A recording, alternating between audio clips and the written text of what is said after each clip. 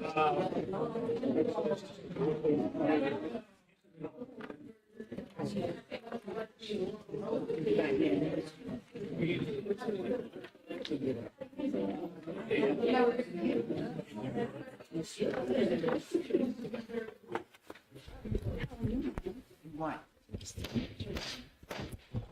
evening.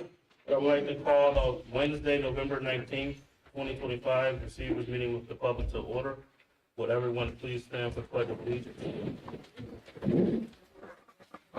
I pledge allegiance to the flag of the United States of America and to the republic for which it stands, one nation, under God, indivisible, with liberty and justice for all. Thank you.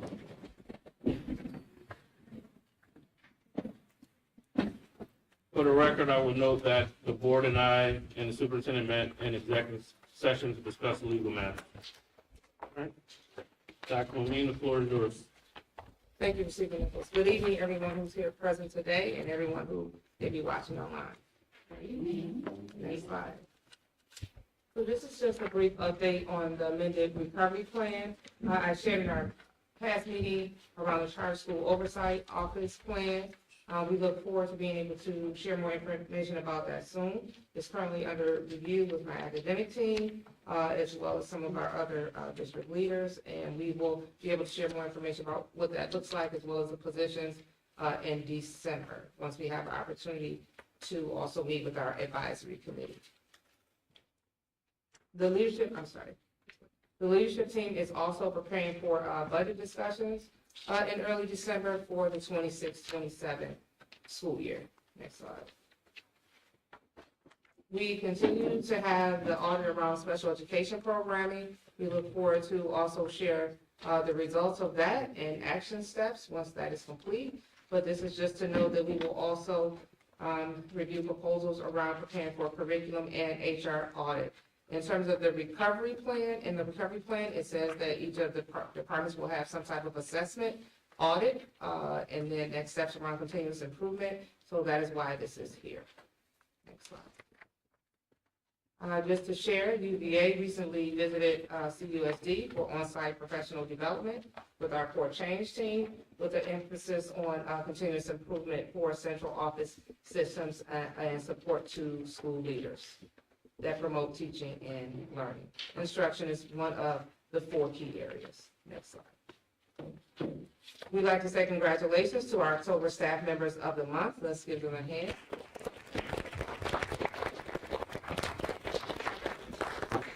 Next slide. We also celebrated Native American Heritage Month this month. Next slide. So CUSD family were there are members here who were honored. Receiver Nichols, Board Director Beverly Harris, Chief of Staff Claudia Averett, Federal Programs Director Monique Hales, and Director of Attendance, Climate, and Culture Tammy Strand-Yarbrough for the work being done here in the Chester Upland School District. So I was very excited to have the opportunity to join our leaders as they were acknowledged at this gala. Let's give them a hand. Slide. Our girls flag football receives community donations, so we are excited about this. We also want to give our girls flag football team a hand for the $3,200 that was received to help support and grow the team.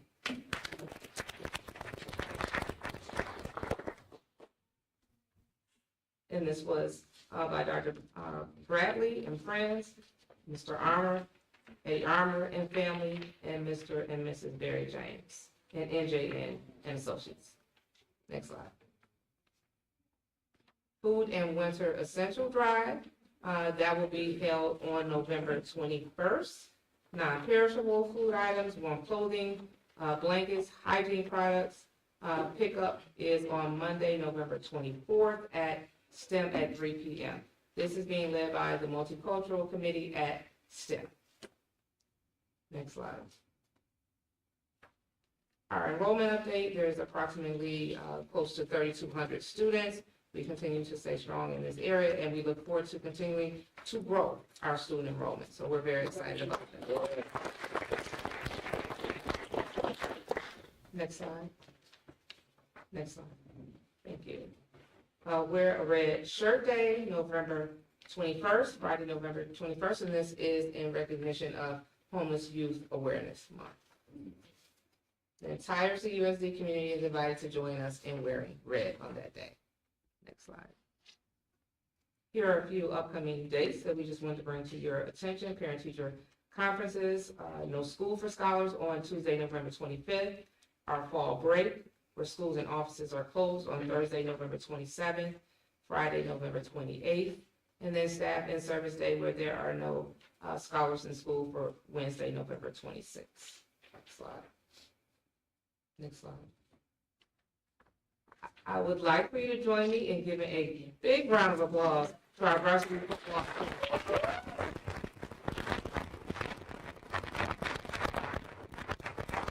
They are heading to the championship game, their second consecutive year. There's a few program highlights here. First undefeated team in Chester High School history. Quarterback Jalen Harris is now Delaware County's all-time leading passer.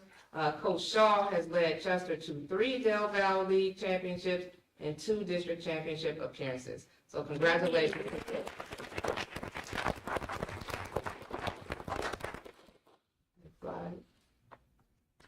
We had an amazing grandparents pre-Thanksgiving luncheon to all of our wise elders in the community. We were so glad to be able to host nearly 120 who attended. So thank you for everyone who was involved in this, especially our culinary arts and marketing scholars.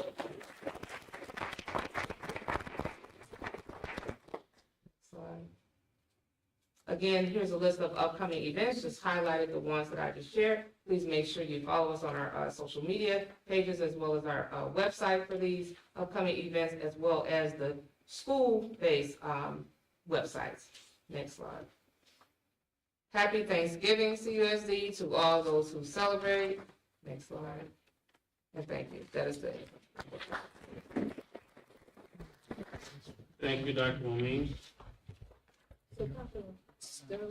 At this time, we will have school reps. Ms. Murtaugh.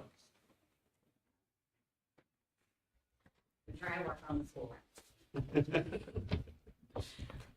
All right, good evening, Receiver Nichols, Board of Directors, Dr. Amin, and most importantly, the families and students of Chester Upland School District. You can hear me or no? Thank you. Good? No, just a little. Just a mic. Okay. All right, so we're going to start out with some positives. Pennsylvania passed the budget. Okay? I know we didn't do it, but we know we're putting pressure. And we're going to see major increases in our Ready to Learn Block Grant and the BEF funding, which I know is going to make a huge difference for our district. And I was very excited to get onto an emergency presidents across the state of Pennsylvania Zoom to go over all of the wonderful things that were included in that budget. I wanted to share that CEA has been meeting with Dr. Momin every single month, and it's been really great to have that opportunity to touch base, problem solve together, and coordinate our efforts. This was actually one of the things that came up out of the conversation with presidents, is that we really need to make sure that as districts we are really highlighting all the great work we're going to be doing, and Dr. Amin and I have already been having that conversation, so we're already ahead of that goal. I want to shout out our Toby teachers. They helped our students celebrate their Q1 successes in both academics and behaviors with a fun event with games and certificate awards. We had our educators and our leaders across the district are working to gather food and clothing for families in need as we move through difficult time for families, given what's going on in other areas of the budget. CEA has been working with Ms. Bowser and Ms. Everett, so I just want to say thank you for that partnership. They are establishing a partnership to combine efforts to find ways that we can work together to help support families, not just in the time of Thanksgiving, but moving forward throughout the entire school year, and I'm very excited about that partnership. In terms of our negotiations, we had hoped that we would have met by now. We do hope that we will have a meeting or meetings before break. So I'm just going to put that out so maybe we can start out before the new year. with getting some items addressed, but I do have the positive that we should be signing the 25-26 agreement that was all put together into one document, probably by the end of the week. In terms of grievances, we've had 8 resolved. We have 18 that we're working on or are in arbitration status, and we have 1 at level 3, but they've seemed to slow down, so that's a huge positive. And then in terms of announcements, I just wanted to share our deepest apologies about the haunted hallway. We were very excited. We had gathered all kinds of donations and decorations that are all now living in my classroom, and the kids keep begging me for the candy. But we were advised at the very last second, actually like about 2 hours before we were set to set up, that we needed to cancel the event. It was the day with the rain, and we had hoped to reschedule, but we didn't receive a response with rescheduling.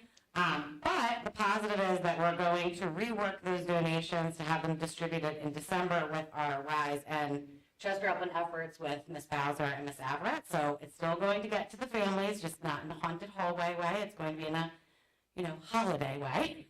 So the kids will still get it, and I will apparently have a bunch of skeletons living in my closet until, next Halloween. And so just to end on a positive, we're very excited about the partnerships on the horizon, the ways that we've been working together. We want to wish the Clippers a huge success on Friday because we know that they're going to win. And I've been telling the boys that, and they're like, well, no, you're manifesting it. You're winning. And in this month of gratitude, which is what Thanksgiving is about for me, I just want to say I'm very thankful to be able to do this work here, and I know all of our teachers are very grateful to be here as well. So that's it. Thank you. Thank you.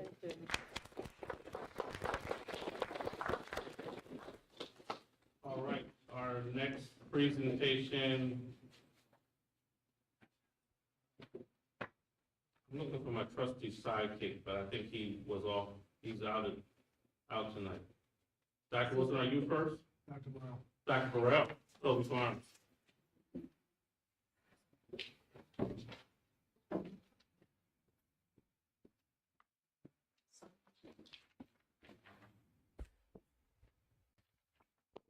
Good evening, everyone. Good evening. Tahara Burrell, building leader at Toby Farms, and we are definitely committed to continuous improvement. We are making gains in many areas in which our trajectory is looking upward. So, again, committed to continuous improvement. Agenda for today, we're going to revisit our vision for learning, school goals, performance indicators, and we're going to summarize it all up. So, vision for learning. Toby Farms intermediate school teachers and staff will empower students by meeting their academic, social, emotional, and technological needs, ensuring that all students are engaged in rigorous, culturally relevant learning that allows them to grow toward their learning goals and achieve high academic levels. And grow is highlighted there because, again, we are committed to that change, committed to that growth. We will get to reach our goals, and achievement will be high. And again, we're continuously achieving incremental steps at a time, but again, we will reach the overall goals, which you will see on our next slide. By June 30th, at least 14% of students in grades 6 through 8 will have reached proficiency or advanced on the ELA Pennsylvania State Assessments. And alongside that, 16% of students in grades 6 through 8 will meet or exceed their iReady reading stretch growth goal, and that falls under ELA. In terms of math, 6% of students in grades 6 through 8 will reach proficiency or advanced status on the Pennsylvania State Assessments, and 15% of students in grades 6 through 8 will meet or exceed their iReady math stretch goal. Now, some of the strategies that you will see coming up have been adjusted or changed because there was continuous feedback. As I said, we are committed to continuous change, and we get that change through the feedback. So we have received feedback from our quarterly walkthroughs and CSI meetings, and also from UVA, who came and looked at the plan that we had and talked about changes and gave me feedback for changes. And as a result, we took all of that information, translated it into performance indicators, and provided we will show measurable evidence of progress toward those goals. So some of the strategies you'll see next. Okay, so some performance indicators, and these fall under ELA and math.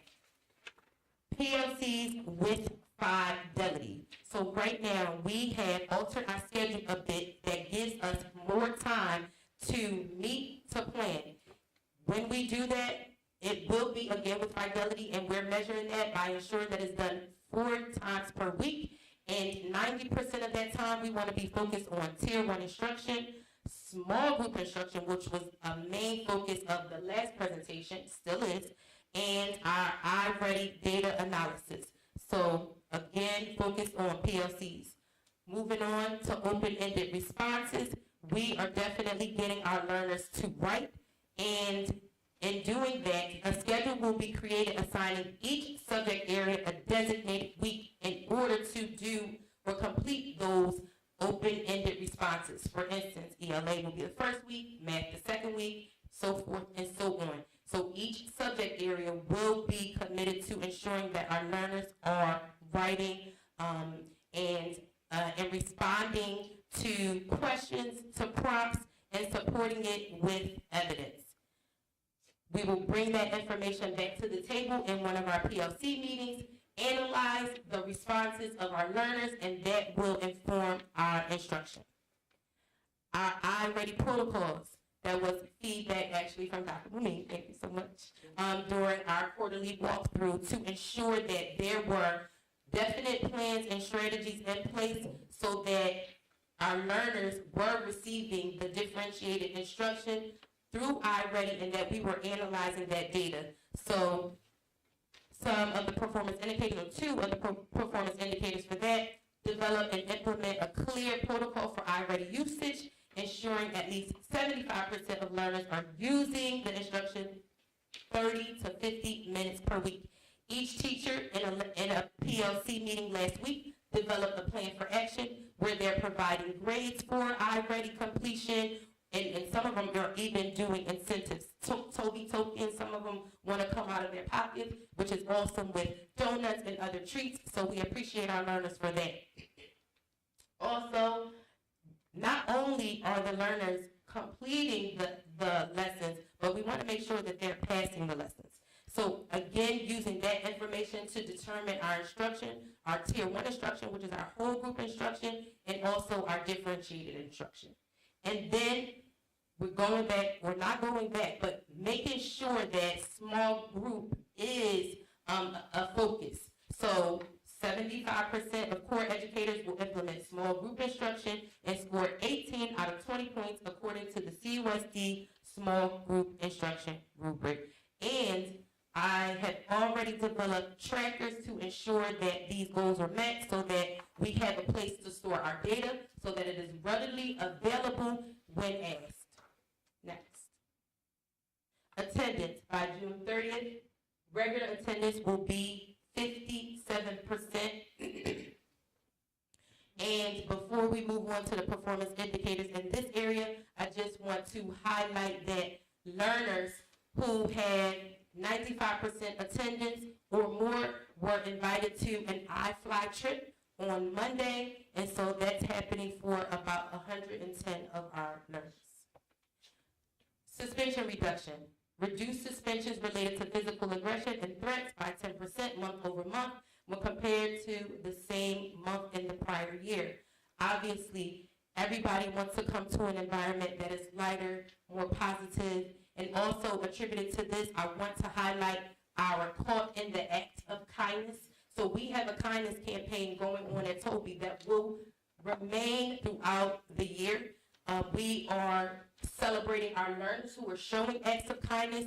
We are deliberately, as a staff, going out of our way. Yesterday, we provided just a small treat, soft pretzels for our staff. We are doing things like that to ensure that our staff, has a positive outlook, and then that our learners, it trickles down. It goes from the top all the way down. So again, we are committed to kindness. every day and for the rest of the school year. All right, targeted Tier 2 behavior groups. Students with 2 or more referrals for physical aggression will participate in Tier 2 social skills groups at least once per week. And we have our climate managers who will be spearheading that. Targeted check-ins for attendance. Yes, we have, we're checking in with our learners who are in the most critical status, but we also want to check in with those who have 85 to 89% attendance because we want to, push those learners over to 90%. And ensuring that we're doing PBIS with fidelity. And today, we actually had our learners, top learners, 12 to 15 learners from each grade participate in a dessert party. They came, they had brownies, parfaits, cookies, just to celebrate them for showing pause, being present responsibly, with respect, and being safe at Toby Farms. So 90% of our classroom teachers will implement PBIS and score 16 out of 20 points according to the Toby Farms PBIS rubric. And again, we had trackers tracking the data to ensure that we're doing all of these things with fidelity. With clear goals, guiding our work, and data to track progress and inform decisions, we create a school where every student is safe, challenged academically, and inspired to succeed. So, thank you so much. Thank you. Thank you, Dr. Burrell. Good job, good job, good job. Can I ask, how many students are at Toby Farm? How many students are at Toby Farms, Dr. Burrell? About 363, but we keep changing, so about 363. Thank you, Dr. Burrell. Yes. Dr. Wilson? Stephen Nichols, the student rep is here, if you would like. Oh, sure thing.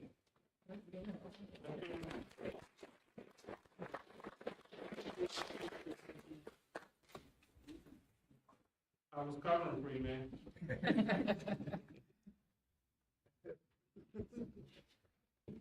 Hello, everyone. Good evening. So, I'm here to pretty much give you a rundown of what students have been up to at CHS. As far as that goes, these are a few updates that we've done this November and even October. Speak into the mic. Apologize. These are a few updates that we've had this past October and November as well, especially during this first semester. Now, I want to start this off with a more heartfelt thing we've done. And our CTE students who performed admirably went to the Poconos last week to participate in the Skills USA Leadership Conference, in which they received various awards.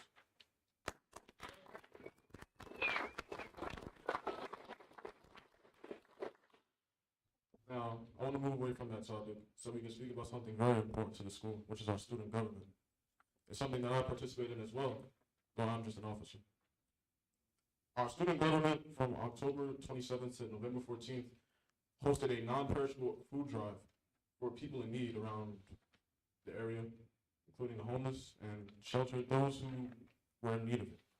And I like to participate in this because I was able to see the happiness on others' faces as they were given enough food, to last them for a little while.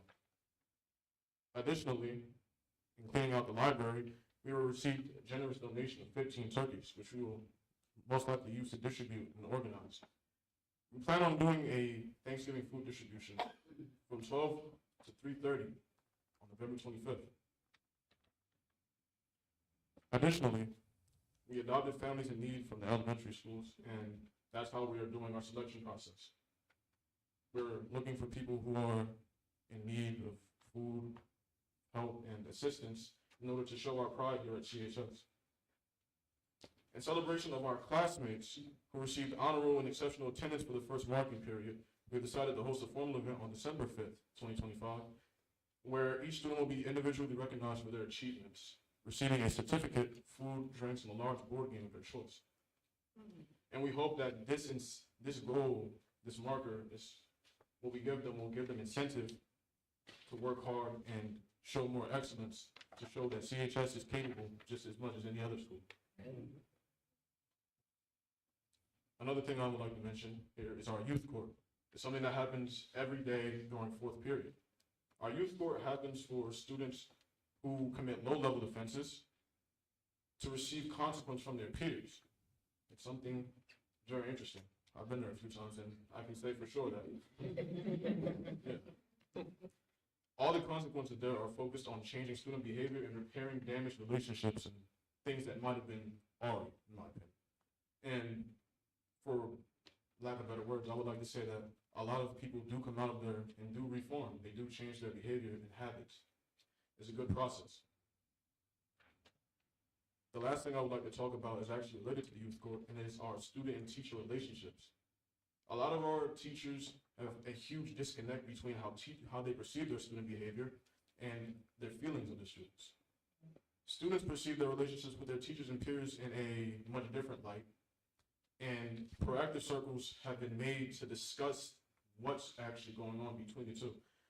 And our ultimate goal here is to create an open environment where both our teachers and students can open up and speak freely, vulnerably, actually talk to each other on a one-on-one situation where they can understand what it is like to be the teacher versus the student. It allows for a mutual understanding and creates a stronger bond between its teachers and students overall.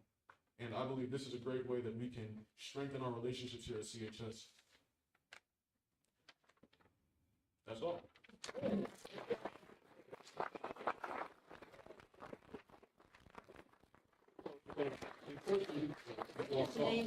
But I want to take this time to thank you for coming this evening and to wholeheartedly offer any support that my office as the receiver or central administration can assist you with all of the great things that you and your student government members are doing.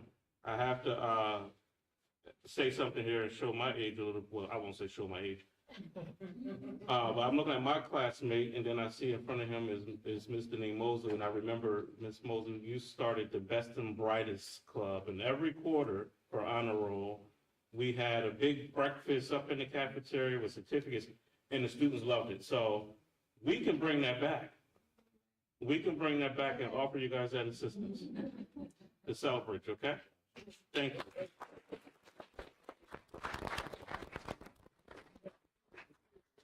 And you, oh yes, that's that part. Oh, he left. They want to leave. Next time. He was nervous. Yeah. All right, Dr. Wilson. Good evening. Good evening. Good evening, everyone. Of course, I'm Dr. Wilson, Director of Pupil Services. It's a pleasure to see everyone tonight. Tonight is going to be a little different in that I'm not necessarily going to focus on all the areas that my department addresses and supports, but specifically, I want to focus on the administrative procedures for student disciplinary hearings to make sure there's clarity, because we know that ensuring student staff safety is everyone's number one priority.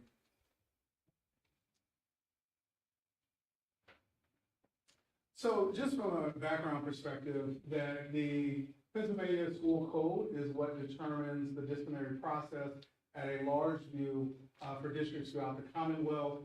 I have provided the information regarding the school code just for frame of reference, but essentially the procedures with respect to our disciplinary practices matter because we want to ensure that, as I mentioned, students and staff are safe, that there's a sense of well-being, but then additionally that we're ensuring that there's due process, that there are fair procedures in place, and that it all aligns with the school code.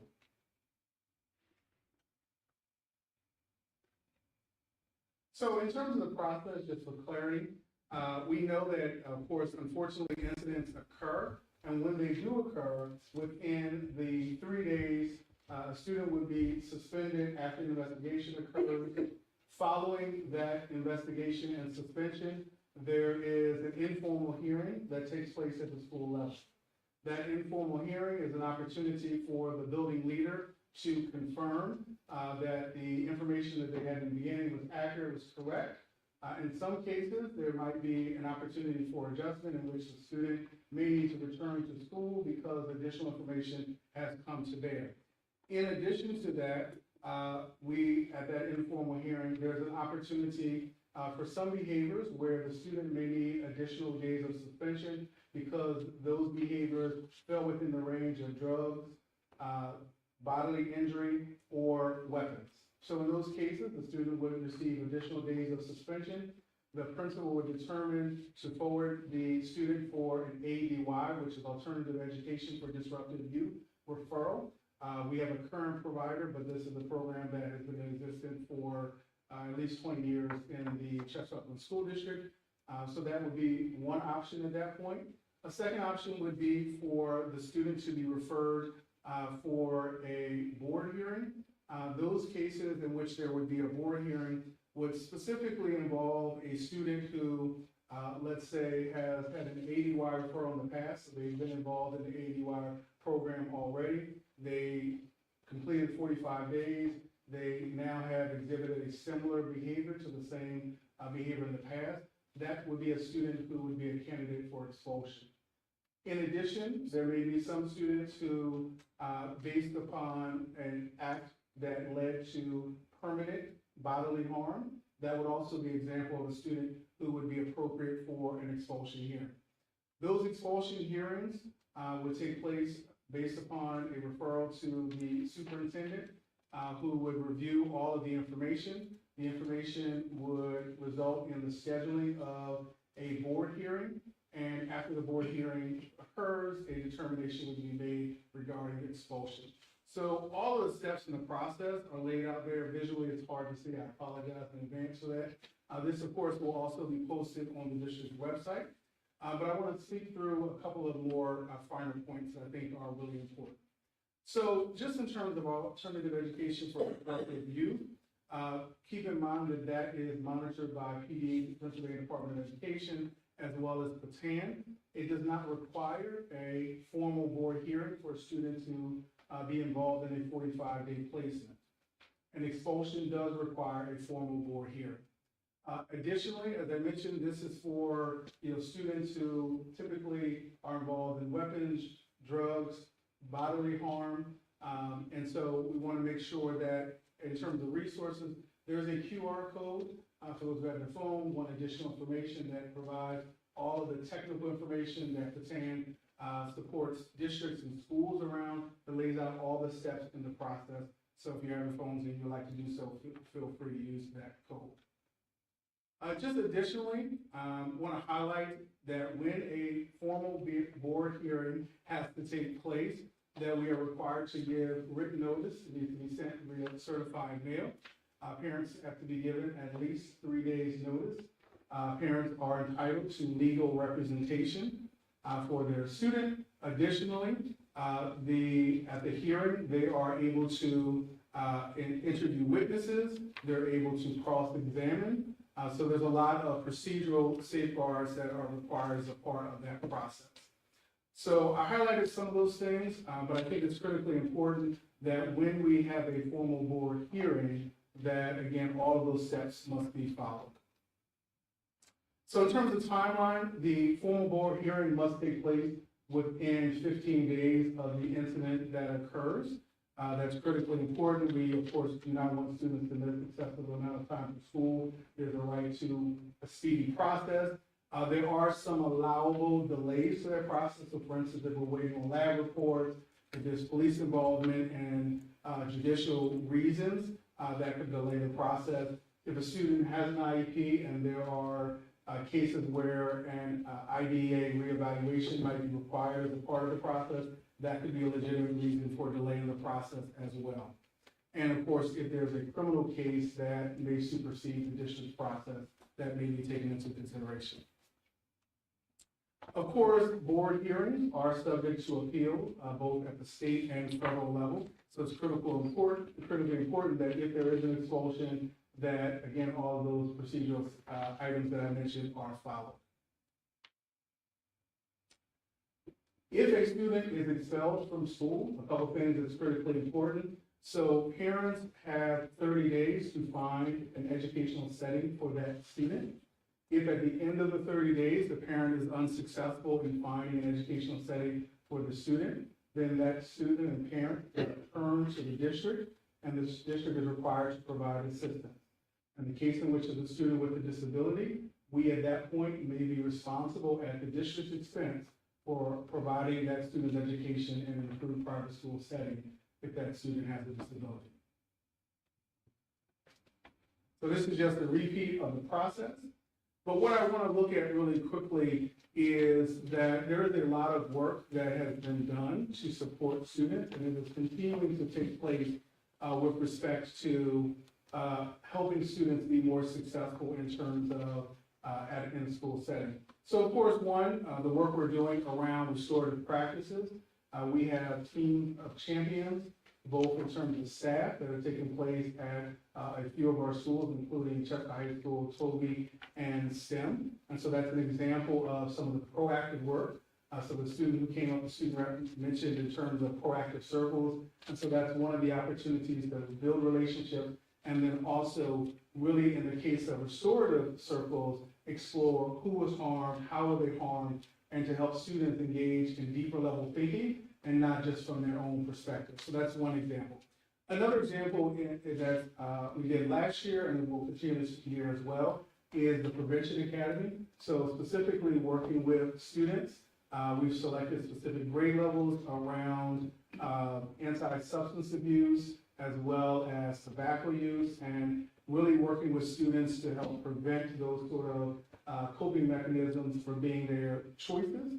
Unfortunately, when we've had board hearings in the past, students quite often have expressed the reason why that they had the substances that they had was because they were feeling stressed, they were experiencing anxiety, they were depressed.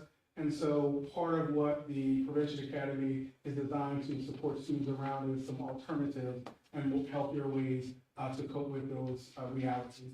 We, of course, have art therapy. That was something that we utilized last year. It's continuing this year as well. And so we have students who are continuing to receive supports from our art therapists. In addition, we, of course, have a school counselor, at least one at every school, and all the wonderful Tier 1 based supports that our counselors provides to students. To just continue, our social workers provide our IEP-related counseling for our students, which is intensive, which is one-on-one. They're utilizing research-based practices such as School Connect. There are modules and lessons that they're teaching working with students. The young man who came up also talked about youth court as a proactive but also responsive measure in terms of, we know that there are times where students may commit low-level infractions or violations, and so we want to support them in terms of making better decisions. The Check and Connect program, we have scholar support specialists that are supporting several of our students. Each of them have approximately 35 students that they're responsible for supporting, checking in with them, with their families throughout the course of the day. Spark mentoring program is being provided by our mental health professionals.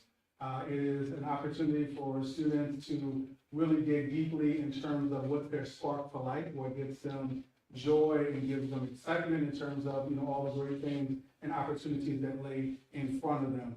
And then certainly in terms of continuation, we are working with our parent engagement specialists around what is called Family Checkup, which is also a research-based intervention where they work directly with families around parenting strategies, again, coping mechanisms for parents, and so, positive relationships with their children.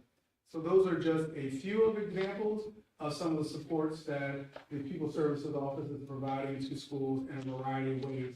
Today, for example, we had some of our students at Toby Farms and at Chester High School participate as student champions in restorative practices. So they are in the process of being trained as restorative practitioners. So they will also be working with students in terms of peer mediation, problem solving, and opportunities to choose more proactive ways of interacting. So again, that's a great opportunity for our students. And then I wanted to also highlight one of our school counselors at ESA Middle, Ms. Nicole Thompson, through the support of some of the members of the board, Board President Johnson and some others, have helped with instituting what is called a cozy corner. So if you go on the second floor in ESA Middle, you'll see a designated space where students can sit in the hallway, students can calm down, students can reflect, and it's a really inviting space due to several donations. And there's a little video, we're not able to play it tonight, but we will also post it to the website as well, where students are sharing how much they enjoy that space and they appreciate, the proactive ways that, we're trying to meet their needs. So again, these are just some of the ways that Pupil Services is supporting students throughout our district. And then lastly, I just want to say thank you for the opportunity to share, the things and the great work that many people in the department, our counselors, our social workers, mental health professionals, et cetera, are producing. And I also want to thank my daughter, Emily, who helped me put together tonight.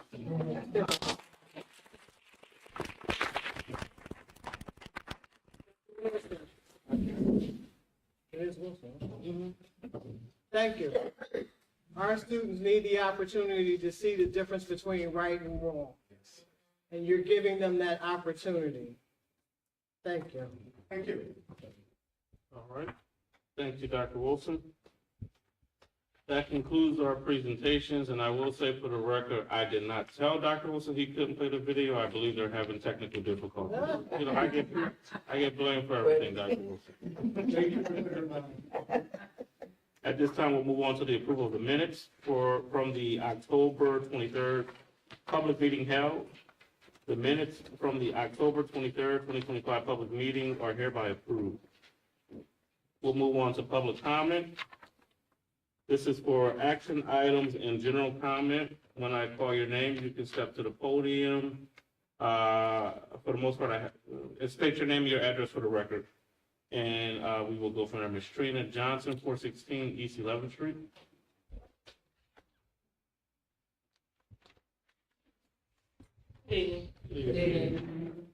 At this point in time, it seems that SEPTA is more reliable than our school transportation. We have parents, caregivers, and guardians that are putting their children on SEPTA to get to school in the morning. In these harder times, they are creating another expense when our dollars pay for school transportation. I emailed Darrell Mosley and Marva Payne on October the 20th about the week of October the 14th. The route received a new driver and the pickup time is 6:43. That week, the students were picked up between 6:50 and 7:03. The following week, they were picked up between 6:55 and 7:10. I asked, since the driver change, has the times also changed? Can an updated copy of the schedule be sent to me within the week, sent to the schools, and updated on the website? I received a response from Mr. Mosley that same day. He said he would have a meeting with the vendor the next day, that a fourth bus had been added to the route due to the influx of students in the afternoon. He asked if I could give him until October the 22nd to get the schedule updated, sent to me, and updated on the website. He also mentioned there is a 10-minute before and after grace period with pickup times. Okay. Monday, October 27th, I received an email from Mr. Mosley with 3 stops, pickup times, and the arrival to school typed out, not an official schedule. November the 1st, I emailed again Mr. Mosley and Ms. Payne asking, is it normal to utilize the grace period every day? The previous driver that picked up the students picked them up most days on time, and he never picked them up more than 5 minutes past the pickup time. I asked if I could have a copy of transportation's guidelines, policies, rules, what have you. No response. November the 4th, I sent another email due to a typo in my previous email. Still, no response. It is now November the 19th. I have not received an official schedule. The website has not been updated. The contact information on the website is from 2023-2024 school term. From November the 1st until November the 18th, the students are being picked up between 6:55 and 7:04. This morning, they were picked up at 7:33. It was raining and it was cold. This is not exceeding expectations for our students. This is not even meeting expectations for our students. I'm very upset and I'm getting very frustrated with transportation. This is unacceptable. No, Ms. Johnson, I apologize for that, and it is. Can we talk after the meeting, because I don't want you to put on the record exactly the location, but can we talk after the meeting so that, Absolutely. so I can get some more information and get with transportation as soon as possible? The Absolutely. policies should not be a problem, you know, they are readily accessible for us to, you know, access and get over to you, so we'll talk after this meeting. Okay. Thank you, and I apologize again.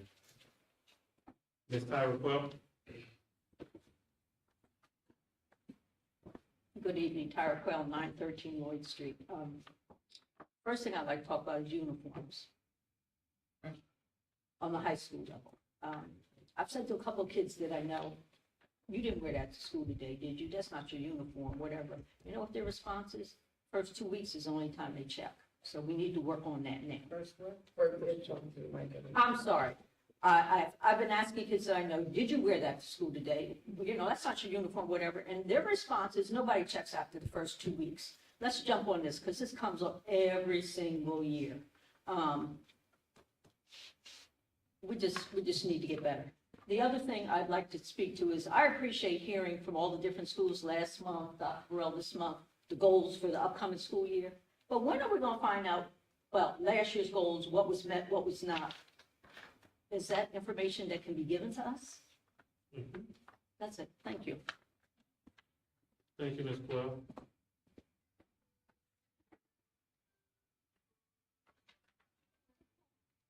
Ms. A. Jean Arnold, 2601 McCarran.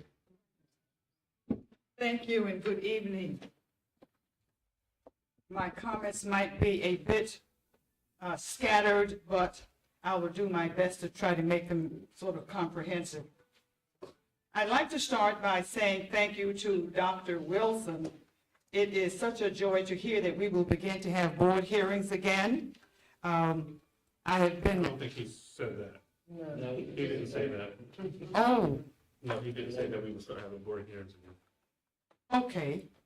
Well, then, I would still like to advocate that the elected school board have hearings from time to time, as we have done in the past, with certain student behaviors.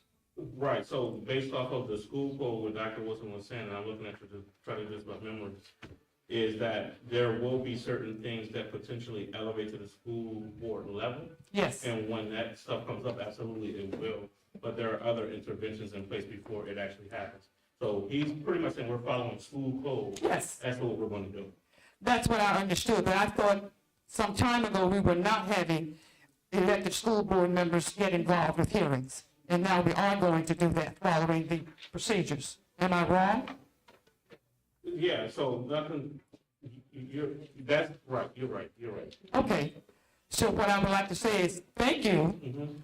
for letting us hear that elected school board members will be involved in student hearings going forward. If I it think- arises to that level. Yes, there is a process. There's a process, And and at that that, process, Ms. Arnold, just so you know, it hasn't changed, so if something happened that came up to that level, Yes. it would have came, so nothing really has changed, he just was clarifying the process, but. yes, there are certain level of infractions or behaviors Right. that warrant a hearing from the elected school board. Mhm. And I'm saying I am very pleased to hear him talk about that this evening, because I had not heard about that happening before. So I'm saying thank you. Okay, you're welcome, but I just don't want you to think that when someone gets an infraction tomorrow, that they're gonna be coming before the school board. No, Yeah. I think I'm being very clear about that. Okay, maybe Yeah. I'm confused but, okay, go ahead, Ms. Arnold. Next. Yes. So I'm just saying thank you for that. Yes. Data. It is exciting to hear about the different projects and activities that we're undertaking to improve student performance. It would be really, really wonderful if we could provide data at some point. I know we have various methods to collect student performance in various ways. And so when we're doing incentives to improve performance, it would be very helpful if you not only just tell us that you're doing these wonderful things, but you could also say, at this month, X number of children are doing X, Y, Z, and now this month we have a different number, and we can see some graphics or metrics that show some evidence that what we're doing is working. So I'm just asking us to really consider providing some data along with these wonderful things that we're doing. And I'm going to ask again for portfolios. Children are doing excellent work. There's absolutely, in my mind, no reason for these children to graduate and they not have at their fingertips an electronic picture of what they have done throughout their time here at school district. I know the Department of Education advocates for that, so I'm going to ask one more time if we could be extremely intentional to make sure that our children have portfolios. I'd like to say thank you again for hearing about Youth Court. We know that Youth Court gets excellent results in the behaviors of our children and changing their values. It helps them create a paradigm shift. So my question is, why don't we do a rigorous effort of Youth Court in all of our buildings? I'm really pleading one more time, ladies and gentlemen, that we take that on with more intention and fidelity. Another item is, can we do more with charter oversight? Receiver Nichols, I'm putting that in your lap because my understanding is that that's one of your responsibilities. So what I'm asking is that you find the time with all the other things that I know you have to do to put more attention to that. Another item, district report card. Here again, it's a matter of data. I'm hearing all the wonderful things that we are doing, and there's data out there, but if you were to tell us that you're doing X, Y, and Z, and this was the result, that would make it a lot more, what I want to say, powerful for us to hear about your good works. My concern is that we are doing a lot of good work, but we don't tell our story very well. And that's at the heart of what I'm crying out for us to do. You have great data. And one piece of data is the algebra results for the 9th graders at STEM last year. They are 10th graders now. And we had some wonderful performances in advanced and proficiency in that algebra. And I have not heard us sing the songs of those children. I have not seen that information easily accessible on our website. So can we please put out there some of these wonderful performances that our students and our teachers are doing? Our spectacular football team, I congratulate them, but you know what I want to say, don't you? That locker room, wherever, will somebody please give me a date when we are going to bring that space up to par? There's absolutely no reason for those young men to perform as beautifully and wonderfully as they are, and that locker space is the way it is, and that has been in existence for years, and they have been performing for years. So we need to reward them, I think, really well with putting that space where it should be. I was at the Boys and Girls Club the other day and ran into some of our students, and there was an opportunity there from Rutgers University about lead and baby formula, and it is an excellent project-based opportunity. And because some of our students were there, I asked them, would you like to take this back to your science teachers and talk about how you can send this information to parents and have their baby formulas tested by Rutgers and reported back to us? So I will be following through with that so that the students can have a student-led activity. That's why they went to this event. It was effective in that way. And what I want our children to do is use their learning. We're teaching them some wonderful stuff. And I think that they should exercise more and more some of those things we're teaching them. And to that end, can someone please tell us what we are doing overall in the classroom to turn the district around? I know that we've been to the University of Virginia, and I've been told that I've been given a brief understanding about how that project worked. But at the bottom line, ladies and gentlemen, we have to do something in the classroom with the children. It can't stop with the building leaders and all of that, and everybody knows that. So my cry is, tell us the specific details that you're getting ready to do, and I know I'm running over time. Organizational chart, please give us an update on that. And charter school, we were supposed to do something to increase our enrollment, by, I think, maybe transferring some students from the charters. If you could give us any update about that, that would be helpful. I asked about that some time ago. So thank you very much. And thank you for indulging me in speaking over 3 minutes. Thank you, Ms. Harmon.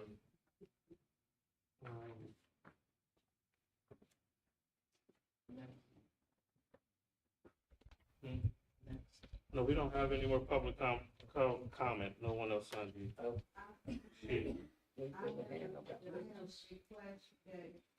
It's, y'all have a typo on A4, y'all can just review that before y'all vote sheet on the cost.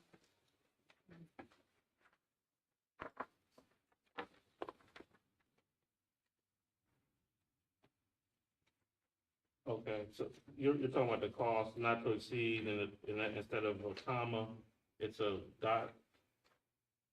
The $1 million? Yes, it looks like 1,000. It looks like 1,000. Y'all can- Thank you for that, Ms. Moore. So that is noted for the record that on the agenda, under the education agenda, item A4, under cost, that number, total combined cost for our approved contracts related to RP 2405 not exceed $1 million. It did look like it was $1,000. Thank you for that. That is noted for the record. All right, at this time, I will be approving agenda items under the education agenda, items A1 through A12. Action items A1 through A12 are hereby approved. Under our personnel agenda, action items B1 through B2. Action items B1 through B2 are hereby approved. And under our business agenda, action items C1 through C14. Action items C1 through C14 are hereby approved. Before we adjourn, Ms. Arnold, I will have this information posted to the website. It was a lot. Some things I know, at least with the Charter Oversight Committee, Dr. Momine did have that in her presentation, that they're finalizing everything, and things will be presented to myself and the board in December, and of course to the public, well, to the advisory board, myself and the board in December, and then to the public, of course, shortly thereafter, after we make our comments as to what they're doing. In the report card, I wanted to be clear, you were specifically talking about the district's report card to the community. So we are working on that as well. Dr. Holmes is leading that charge. He did meet with me this week and last week. That is in process. We're working with IT so that can be on our website and everyone can follow along the progress that we are doing. During the assessment, and Dr. Holmes, you most certainly can speak and jump in here, but during your assessment, and he's the outsider coming in, it looks like we are doing, you're right, our weakness is we're not showcasing all the great things that we're doing more than we're reporting, and we should be reporting that so that the public and community knows. So I know that is a project that our CRO is working on. It is our hope and our goal to have that up and running, you're talking December. Yeah. Talking about in December, so that is on the website for all to review and follow, and it will be updated in real time. We have a nice little Google shared. I have a 17-year-old, so she does all of my technical stuff for me. But a Google Doc shared dashboard that, again, is in real time as individuals are updating the work in which that they do. You know, it's an approval process, of course, before it goes live to the community, but we all will get alerts to our emails to get that approved and out as soon as possible. But the first thing you will see will be in December. Everything else we'll put up on the website, and I would say have a very, very happy Thanksgiving. We are grateful for all of you and all that you do. Ms. Murto, you and your team, and we'll be in touch. This meeting is adjourned.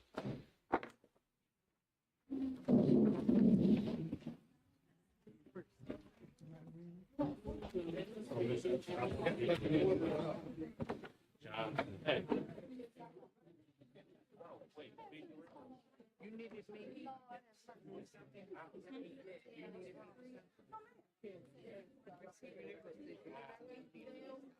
Solicitor, can I open it back up?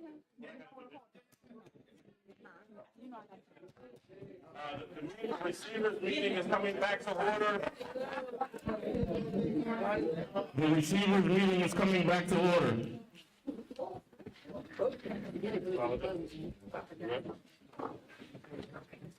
Thank you for the short recess. At this time, I would like to take action on agenda item B3. Action item under the personnel agenda B3 is hereby approved. Action item under the personnel agenda B3 is hereby approved. All right, with nothing else, this meeting is adjourned.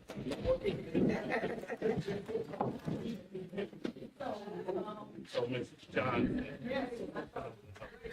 You want her to? You want her to?